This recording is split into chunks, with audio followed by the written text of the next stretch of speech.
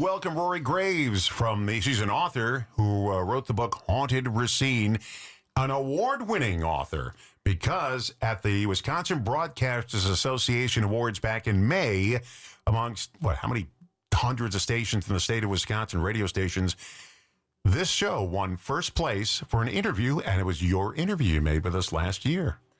I am just floored that won first place. Now, it's not like an Academy Award where you're going to get that role based on it. Oh, but yeah. I showed it to you. It's in the lobby. First place interview, Rory Graves, Haunted Racine. That's pretty good. Yeah, I'm pretty proud of that. Because you think about all the radio stations that entered, and they said, we got to get her to get the award next year. Anyway, so the book is Haunted Racine. The cover alone is spooky. Now, tell us what's on the cover, then I'll tell you why I'm bringing that up. So on the cover is Winslow Elementary School, which used to be known as the Third Ward School. It's near the lake. And Winslow Elementary is rumored to be haunted because most of the building was built over an old graveyard. Racine's first graveyard. Is it really? Yep. They just called it the Old Cemetery. Well, that's creepy. I know, right? Yeah, go ahead. I was just going to say, one of the biggest issues with that build was the fact that they had to exhume the bodies. And when they did, it's evident that they never got all of them because they still found bones in the schoolyard. Now, did the kids find them? The kids found them during recess. What years are we talking about? Oh, probably I believe 1880s, 1890s were most of the... Imagine a kid coming to show and tell, hey, I found this in the front yard. It's a big femur bone. I mean... Yeah, a femur, yeah. Now, I pass that every morning on the way in. It's on 14th Street, right? If you pass St. Luke's, it's right after that when you're heading toward west. You'll see it there. And every morning I look. I passed it every morning for years. I never thought much about it. And now... I look for that light. Now, that light was not on when you took the picture. No, that was added in post. Yeah, but I still look for it every morning to see if that's on there. So kids were finding femur bones and everything, just in that eye. That's like the movie Poltergeist. Yeah, that's exactly what it reminds me of. You moved the tombstones, but you didn't remove the bodies. Yeah. And that's super common in a lot of old historic cemetery sites where they never got to all of the bodies. Now, I just went to, about a week ago, I went to a speaking thing in Union Grove. They had a thing on the Pioneer Cemetery, which was at the Bong Recreation Center, where it is, Bong is now. Oh, wow. And before they can build the runways and everything, it was supposed to be a big Air Force base. It never happened, though. Before they had to remove this cemetery. Now, this cemetery was built in the mid-1800s. Wow. Because locals that lived there, they didn't ship the bodies out 20 miles. They died, buried right there in between the farms. And so they had to move these bodies. And there were, I think, 19 or 20 of them, something like that. And they had to find homes for these bodies. You can just dump them. So they had to dig each one up. And I was talking to the woman who was giving the talk, and I said, now, they didn't have caskets like they do today that are pretty sturdy. These were just wood boxes and there was no embalming. I said, when they dug these up, I mean, they had it just to crumble. And they said they had people do what they hired who were very careful on how they remove these bodies. Most of them were put at Forest Home Cemetery in Milwaukee. They found a spot for them there. But they got to get rid of these bodies. Now, the spot, there's no markers where it was. She mentioned where it was, right off there where the runway is in the bushes. But that's kind of creepy, just having to get those bodies out of there. I can't imagine. And Winslow was just one of the places within a mile. There were two cemeteries. One was right on the bluffs of Lake Michigan. And the same thing happened there where they didn't actually want to build there, but they needed to exhume the bodies because the cemetery fell into disrepair.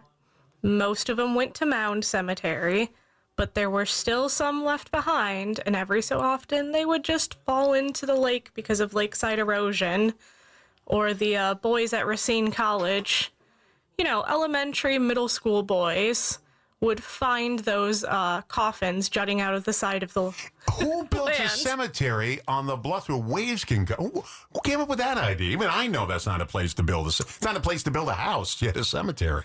Honestly, I can't imagine how much more land used to be there that isn't anymore, because it had to have been significant for this much erosion to take. Now there's like maybe 10, 15 feet of land and then the lake. Well, I looked up to see the difference between a coffin and a casket. Mm-hmm. Because I hear people say both of them, and somebody said, well, they're not the same thing. From what I understand, the casket is like what we see, the big rectangle boxes, but a coffin is shaped more like it comes down like a body. Yeah. Where you can actually, and you see them in the Old West. They used to put these people up and like open the casket or the coffins and put them on display. These outlaws that were killed. They used to display them. And in the movie Unforgiven with Clint Eastwood, Morgan Freeman is on display after he's killed, and that's what starts Clint Eastwood on his murder spree to get these people who did this to his friend. But yeah, they put him on display. And I've seen pictures back in the 1800s, early 1900s. If a person in your family died, they used to dress them up, and they used to wire them so they looked alive, and they used to take a family portrait, one more family portrait with the person, and they were dead, but they didn't look dead. Same thing with outlaws. They used to take pictures with them, and they just wired them up so they looked like they were alive, put them in nice clothes. Kind of gruesome when you think about it, but you see those pictures all the time. Have you ever heard of Elmer McCurdy? No, I hope I'm not going to meet this person, am I? No, Okay. I sure hope not. This is not a Racine-based story, but your mention of outlaws reminded me. There actually was a man, Elmer McCurdy, who was a bank robber, and nobody ever claimed his body after he went to the morgue. And so the embalmer embalmed him as he would any other and put him on display in his window for a while. Oh, And that's what I'm talking about. yeah, he had people pay to see Elmer McCurdy, the big outlaw. He wasn't actually that big of an outlaw. And they would put coins in his mouth to pay their admission. They used to take bodies and put them in sideshows. Famous, what famous they would buy their bodies and bring them around like a traveling sideshow. And funny enough, that's exactly what happened. Two gentlemen came and claimed to be his relatives, and the embalmer let them released the body to them. They were actually part of the circus, so they took his body around to the circuses. And years upon years passed, ownership of this passed. Nobody remembered it was a real body anymore. And he actually ended up being used as a prop in a haunted house. And that's where they discovered him when they were filming The $6 Million Man. Really? Yep.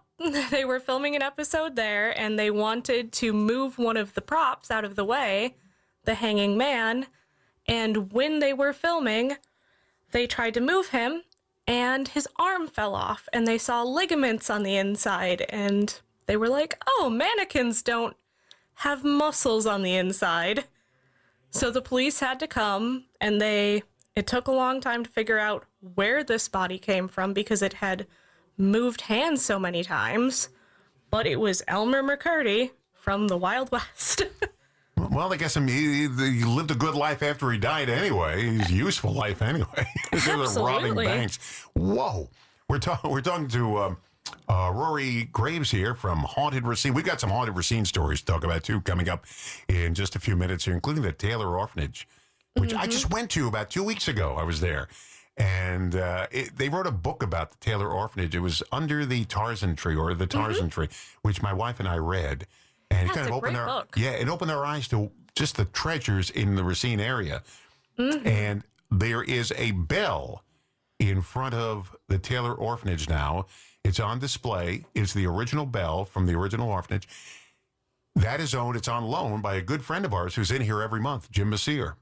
Yes, I love Jim. He's fantastic. He's in here every month, and it said on loan. Notice he didn't donate it. It says on loan, which means when the minute he wants it back, he gets it back. That's good.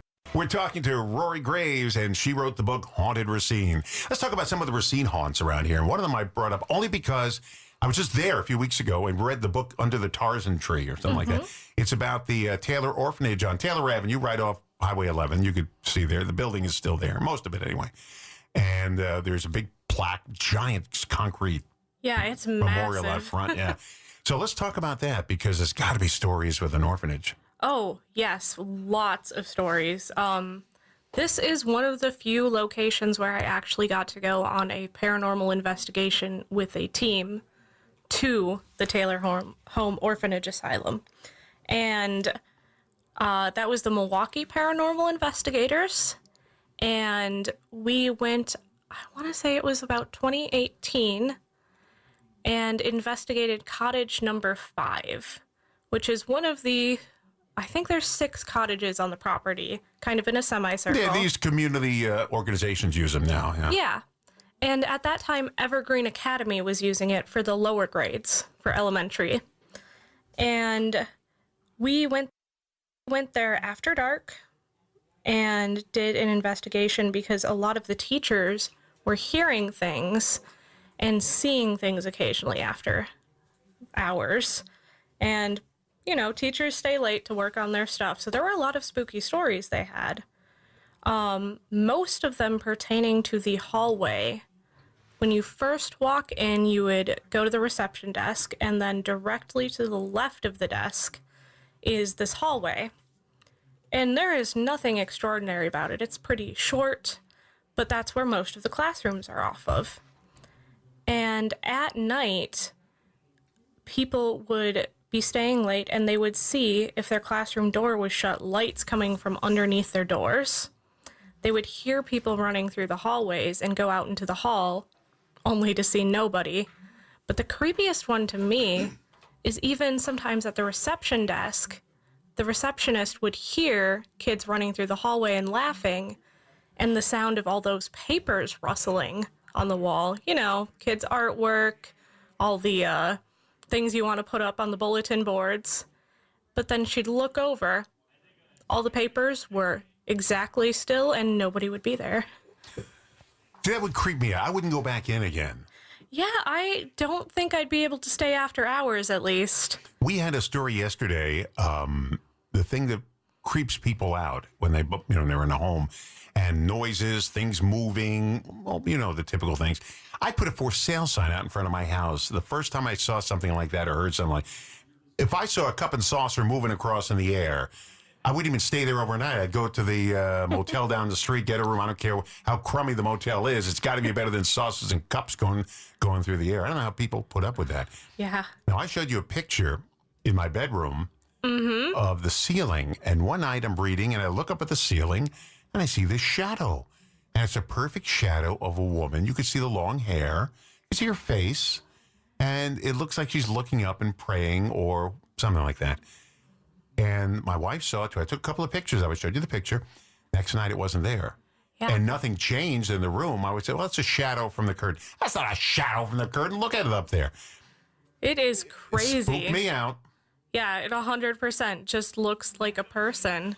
And my house is over 100 years old, 120 years old. So I don't know what went on in that house 120 years ago.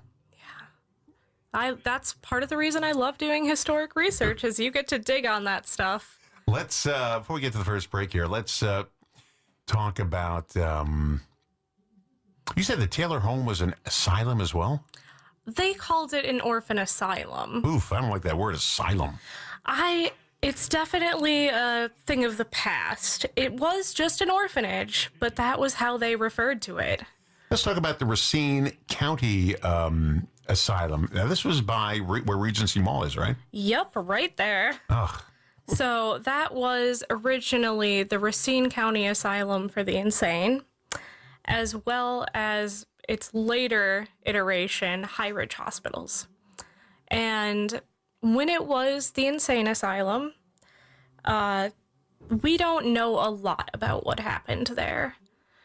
It's one of those things, poor record keeping, things get lost. But we do know that in I can't recall the year. I got your book right here. Yeah, I know, right?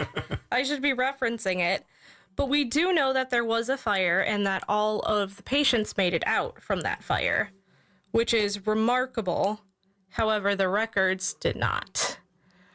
They also, on the same property, built the Poor Farm, which was definitely something we wouldn't see nowadays, where people who were poor, infirm, sometimes just immigrants, would be sent, and they would kind of do labor until they were deemed fit to go back into society and fend for themselves. And this is where Regency Mall is now. Huh? Yeah. Where Woodman's is now, yeah. Yeah, it's crazy. There's finally something there. And between the Poor Farm and the asylum, people would die, and they had a cemetery on premises. And so that cemetery that you can still see to this day, I believe It's just to the right of Target. Durand. Yeah, just to the right of Target, yeah. That's the remnants of the cemetery they had.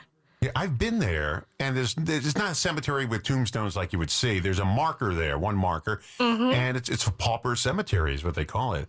And it's just one, all these graves, but they're not marked. Yeah. And so they can't build anything there because it's, sacred ground. It's a cemetery. Yeah. But yeah, I've been there before with my wife. We took a walk through this, right by the soccer field, just south of the soccer field there. But you wouldn't know it from the road other than it's a big grassy area that no one's building on. Exactly. But it's just to the right of Target and just to the left of, what's it, Pershing Park there? Pritchard Park. Pritchard Park, just there. And you can go there. It's just one marker that tells you what was there. But, whoa. Yeah. And if you thought 2 asylums were bad, there was 3. We're talking to Rory Graves. She is the author of Haunted Racine. And before the break, we were talking about some asylums. You got the Taylor Orphanage, Asylum and Orphanage. Oh, I hate that word, asylum. An orphanage. Then we talked about the one where Woodman's is now. And you said there was a third one. What was the Racine was the city of asylums? What was going on here? Sunny Rest, which is a really creepy name in my opinion. They actually called it Sunny Rest Tuberculosis Sanatorium, which is just as bad as asylum.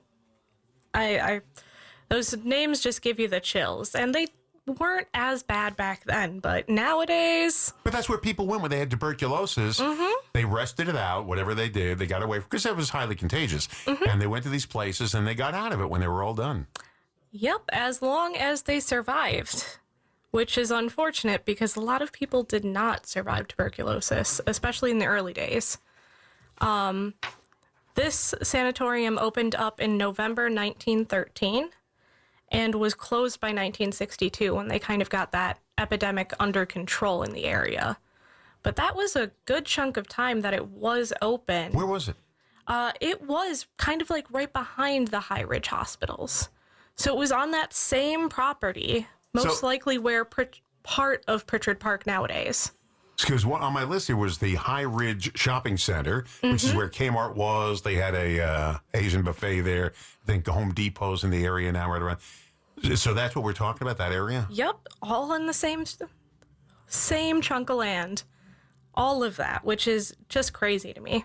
Yes, because there's a little lake there, right, where Culver's is. And my wife told me the story. Now that it's coming, now you mention it, that there was a home there, the rest home, was right there on the property where the shopping center is. Yeah, because she mentioned that to me. One day we're eating, in the car at Culver's. I want to tell you about this place where the nuts hung out. What are you talking? I'm eating lunch. What are you talking? I don't want to hear about an asylum when I'm eating lunch. But it was right in front of that lake. Yeah, okay. Yeah, and the stories they've got around there are great. Actually, Ron Helmick, founder of Racine Paranormal Investigators. I've had him in here, yeah. Yeah, he used to work at that Kmart before it shut down, and he said things would fly off the shelves when nobody was around, and they would hear things crash and come around the corner and see nothing out of amiss. But some of the other employees also had experiences where Christmas music would just start blasting when they were closing down for the night. They had other incidences where carts would just start rolling around the area. It's crazy. I used to go there when I was a kid and go to the Little Caesars and get lunch. Yeah, Little Caesars was in there. Here's the problem. I never see any of this stuff go on. And I talk to people who claim they have seen it, but, I'm like, the people from Missouri, you know what their slogan is? It's the show me state. I don't believe it, so show me. And that's when I believe something. Yeah, just show it to me. Let me see something go on. I don't know if I can handle it once I see it. I think I'll be in an asylum once I see it. But people swear these things go on. Yeah. And you look at them, and they look to me like they're telling the truth. Mm-hmm. But why don't I see them? Like my sister-in-law. I'm going to tell this story. She speaks to the dead. She speaks to the dead. She can hear them. And one day she comes up, and I don't want to hear it. I tell her, I don't want to hear any of your stories because I don't believe this stuff. Just keep it to yourself. Yeah. And this is my first wife. And she, her sister comes up and says, I have to speak to Don right away. And he says, well, he didn't want to talk about this stuff. And he says, no, this is important. She says, I spoke to your aunt, but she said she's not really your aunt. And I said, aunt? But she's not. Uh-oh. I have an Aunt Lil who passed away, but she was my grandmother's friend. We just called her Aunt Lil because she was always hanging around and, she was part of the family. Aunt Lil. I said, now, go on. She said, she is your guardian angel. And she said, something bad is going to happen, but don't panic and don't worry about it. It will all come out okay. Wow. And I said, can you tell me about it? She goes, she didn't tell me much more than that. Mm-hmm. A few weeks later, something at this radio station I worked at, something really came down bad with one of the employees and accusations all over the place. Mm-hmm. And it turns out it was nothing. But anyway, it was people in the station were kind of upset about it because she was making these wild accusations against everybody. Not about me particular, but about, everybody in the building. Yeah. And nothing happened. She just drifted away and she went on the Home Shopping Network and hosted that for years. But nothing happened of it. And I told my boss this, and he said, I want to speak to this sister-in-law of yours because everything she said really happened. Now, do I believe it? No. But to come up and say your aunt, who's not really your aunt, came up with this story, and she said, something's going to happen, but don't worry, everything will work out. And after everything worked out, I said, I'm going to tell you a story, Bill. Yeah, after it worked out. He said, well, I got to talk to you. I said, no, you're not talking to her. But she never gave readings for anybody in the family or children. Mm-hmm. No children, no family. And, but she said this one she had to talk to me about. Mm-hmm. Do I believe it? No. Do I believe it's a coincidence? Yeah. But I don't know. A heck of a coincidence, though. What a coinkydink. All right, let's talk about some more haunted places in Racine that we can go to and see. Yeah, absolutely. One of my favorites is actually out in the county in Rochester. It's known as Chance's. They're a supper club now. I've been there so many times. I've eaten there. Oh, fantastic food, right? And that's been around since the horse and buggy age, that place. Mm-hmm. Yeah. They actually originally started as a boarding house and tavern. And this settler, Levi Godfrey, originally established it as a tavern and boarding house because it's pretty close to Highway 20. So this was a main thoroughfare for people traveling through Wisconsin before it even was a state. And they had a plank road that was about where Highway 20 is now. And because this was such a hot spot that people would stop, they had one of Wisconsin's first political conventions there. They called it Godfrey's Convention, and Gilbert Knapp, the founder of Racine, Wisconsin, was also there during that convention.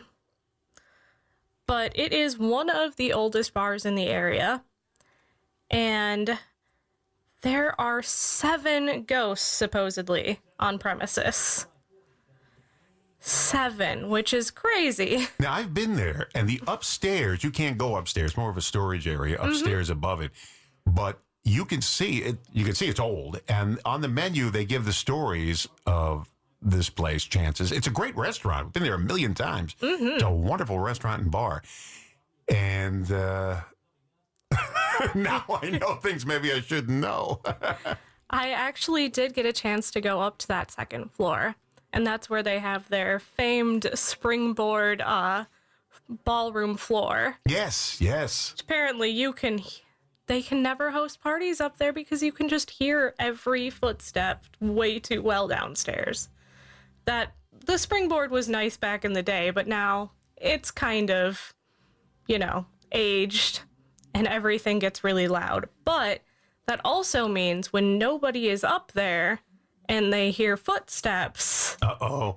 Who's dancing? Who's dancing on the ballroom floor? And that might just be the lady in green.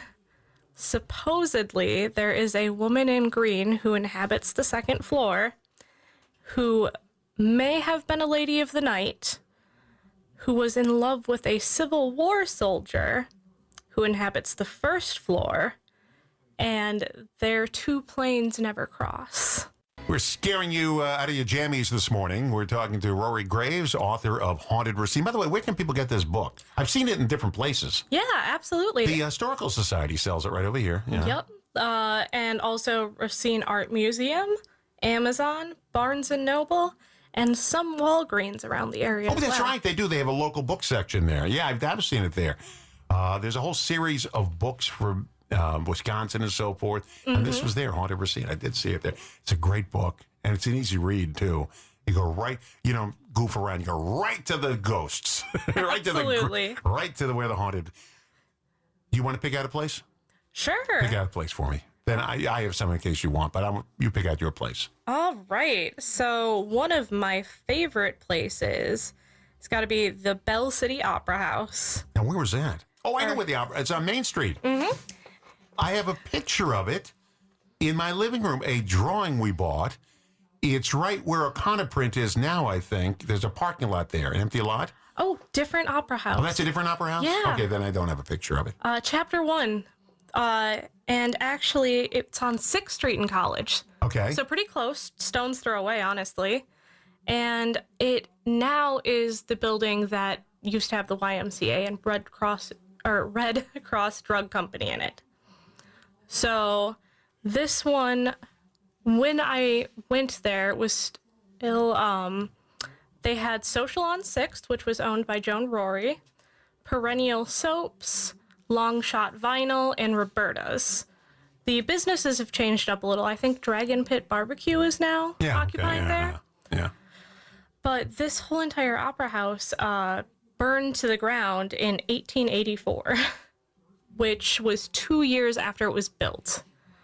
And they still have no idea what caused the fire. Some people think it was intentional. Some people think it just happened because it was an old building. They had gas lamps. These sorts of things do happen. But it happened around midnight when 2 explosions rocked the building. And everyone came running to the opera house just to see people pouring out of the doors. It was a hotel above. So there were lots of people in their pajamas running away. And crazy enough, there were almost no casualties, despite the fact that it was a packed house. However, on the 4th floor, there was the servants' quarters, which the rafters caved in on almost immediately after this happened. It was the first area to get cut off from the rest of the hotel. And 1 housekeeper died during the fire. The other 2 people who supposedly died in the fire were a husband and wife acting team that had been doing the opera, and that was Jenny and Russell Glover. And those 2, legend has it, although no one would actually know, that Jenny didn't want to go out in her night clothes, so she had to get dressed before she left the hotel. And that is supposedly why they both perished in the fire. But they did actually find their bodies a couple days later, and they were still embracing each other. Just in the ruins of this opera house. They're not still walking around there, are they? Supposedly they are. And I know if you talk to the over-our-head players at that 6th Street Theater... Right, because I go there. Is that where it is? They've got some stories. Because we go there to see shows at the 6th Street Theater. Oh, yeah. We just went to go see Lizzie there, and it was fantastic. We saw Misery there. That was Another good. excellent one. The actress who played the lead there, she was so creepy. because she's supposed to be playing the Kathy Bates role. And at one point, I was sitting in the first row all the way to the side, and she made eye contact with me. And I went, ooh. I jumped. I said, ooh, don't look at me.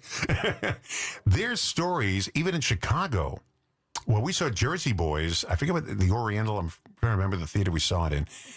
It used to be the Iroquois Theater. Yeah. And that burned to the ground, too. And hundreds of they'll line the bodies of the alleyway with all the people, because this was when fire laws weren't like they are today. Oh, yeah. And these people, during a performance, the curtain caught fire.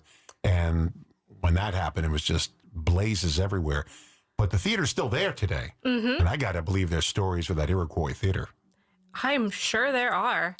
And then there was the Iroquois, I think it was the Iroquois boat that went over. Remember the one that overturned in Chicago? It had all the workers from General Electric. Oh, yeah, I do recall. I think that was called was that the, well, I hope it wasn't called the Iroquois, because I'd never name anything Iroquois after that. It's like a Titanic. Yeah, that was the boat that flipped. And they had all because everybody went to go see something, and they went to one side of the ferry, and the ferry all flipped, and all the workers from General Electric, a lot of them they were killed. The ferry ended on top of them. You looking them up? Yeah, I was trying, but What's the name of that boat? I can't find it. Wow, I thought it was Iroquois. I hope not, because I would never want to use that name for anything else. All right, we have time for one more. Give us a good story here in Racine. Now, we talked about this last time, but it's something people can relate to because they see it on Main Street, the Masonic Temple. Yes, they're going to be... Look at that smile that came on her face when I said Masonic Temple. They're going to be doing a podcast called Haunted Racine there pretty soon, I think October 24th. So I'm looking forward to listening to that myself. You did that with the Racine County Eye? Is that a different one? Yeah, Racine County Eye is the one that's putting it on. Yeah. Yeah, I'm not involved, but I'm excited to listen to it. Yeah, Denise is here all the time from Racine County Eye. Yeah, Ron Helmick and Wendy Spencer, and she is the caretaker of the building. And when I went with her through the Masonic Temple for the research for this book, she had so many stories.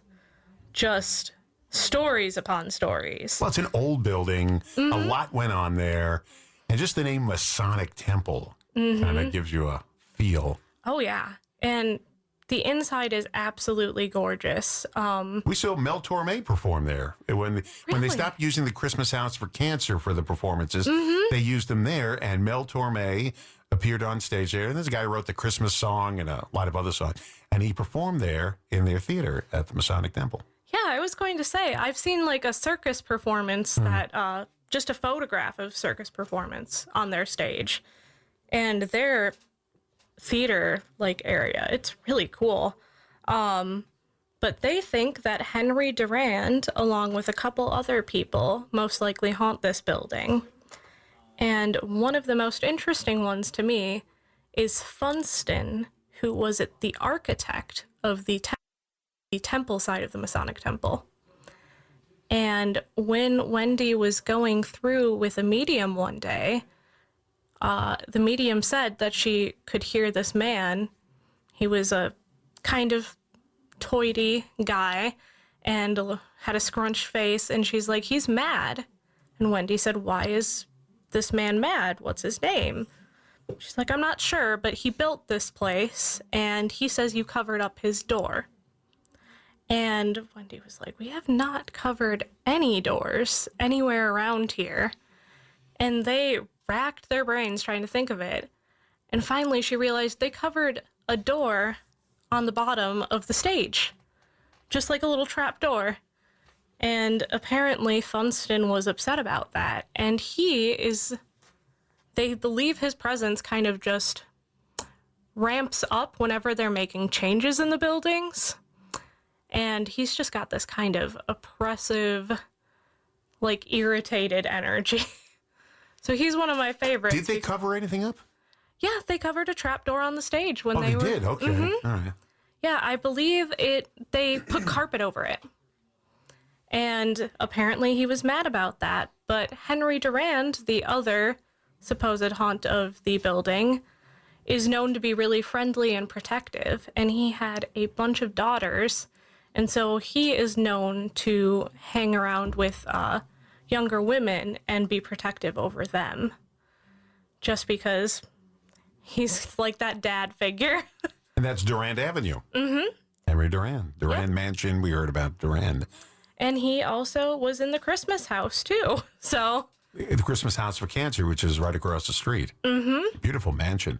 it's gorgeous. I think it was used for nurses at the hospital. They would stay there. It's like a rooming house for nurses and so forth. Is that what it's used for today? Do you know? No, today it's used as a venue. So it used to be a bed and breakfast, but Yeah. now they do private parties and things Okay. like that. Yeah, beautiful mansion right there on the lake. Yeah. Gorgeous, right on Main Street. Well, thank you for coming in again. Thank you for having me. I don't know if I can continue the next hour now. Because this building's not, the radio station's just about 100 years old, but the building's not that old. But some of the places we used to broadcast. Thank you. Rory Graves, Haunted Racine. You want to get the book? You can get it at venues around like the, you said the Art Museum, RAM? Art Museum, Heritage Museum. And bookstores. Mm-hmm. You get it online too if you want? Yep, absolutely. Yeah, everybody can get everything online. Yeah, Amazon's got everything. But go right to a local place and buy it. That's nice too. Thank you, Rory. Thank you. And thanks for helping us win that award. I do appreciate it. We got our big first place award from the Wisconsin Broadcasters, thanks to Rory. Thank you, Rory Graves.